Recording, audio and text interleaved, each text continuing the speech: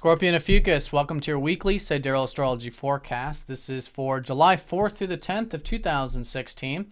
I'm Athen, and this is for Sidereal Astrology. If you are new to the channel, be sure to check out the link down below because the signs are different. All right, so let's go ahead and have a look here at your ruler Mars, who is direct. So things are moving forward, I think. Although things are still very receptive for you. You do have Mars in your 12th house, so it is a good time to maybe work behind the scenes, maybe get some of that R&R and rest, whatever it might be there, and really get in contact with your spiritual self, your soul. Some of you could be learning a lot too about yourself psychologically, since a lot of you have that inclination anyways with that Scorpio Ophiuchus energy. But yep, that's your ruler direct. He has been retrograde these past few months, so it's slow and steady. He is gaining that momentum, but as the week unfolds, there's certainly continued things cultivating there with yourself, and I think where you can have a bit of this peace and tranquility in your life.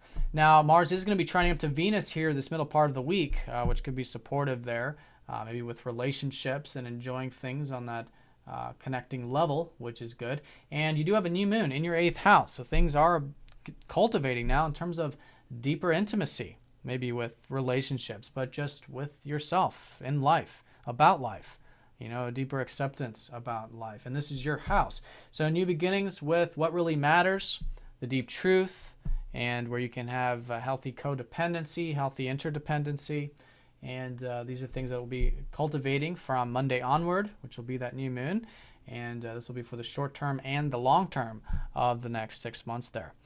All right, so that's regarding yourself this week. Now, in terms of relationships, this is going to be seen by Venus, who is forming a few aspects. She is again in that 8th house, so things are likely on that deeper level, which, again, openness can, and, you know, trust in relationships and all this can help establish those deeper connections there. But Venus is going to be trying up to that Mars, like I said, so there could be a bit of that support, that motivation, that drive there, maybe even confidence there with relationships. Now, Venus is going to be squaring up to Uranus this middle part of the week, so it's important, I think, to have a bit of presence if you are feeling like maybe wanting to break through, break free, maybe express yourself in some sudden way or something like that. With Uranus in your 5th, just kind of keeping everything nice and balanced this middle part of the week here. And if you are feeling like that revolutionary breaking free energy regarding these relationships, something to listen to there, but to take it nice and slow.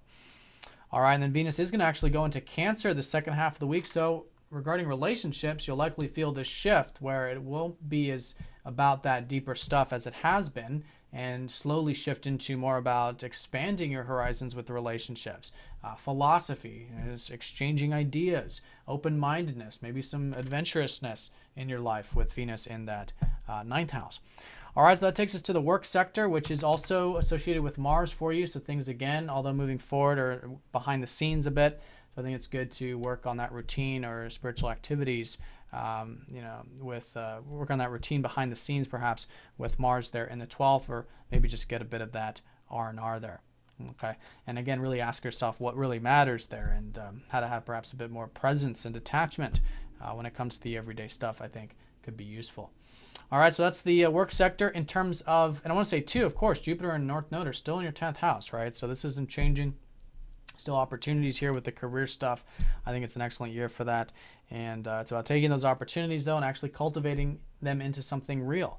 Because Jupiter by himself could just be inspiration, could just be possibilities, but we do have to take those possibilities and turn them into reality.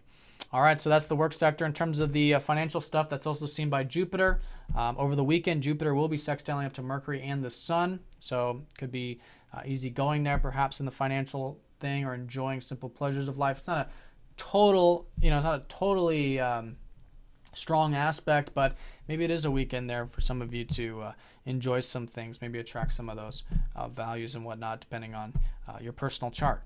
All right, so those are the key areas. Now, in terms of the overview, we pretty much covered it. New beginnings with this deeper side of life, what really matters, right? And I do want to say too, actually, Mercury, who we didn't talk about, is going to be combust the Sun in that 8th house. So around Wednesday and Thursday, if there's a lot of this energy, a lot of this prana, or again, self-expression or something regarding to what really matters, the deeper truth in all this, you know, this deeper energy, it's about being centered with it, because Mercury's behind the Sun, and Mercury does rule that 8th house of yours, so we're not seeing everything totally, completely. In fact, we're not even seeing it because the sun's in front of it.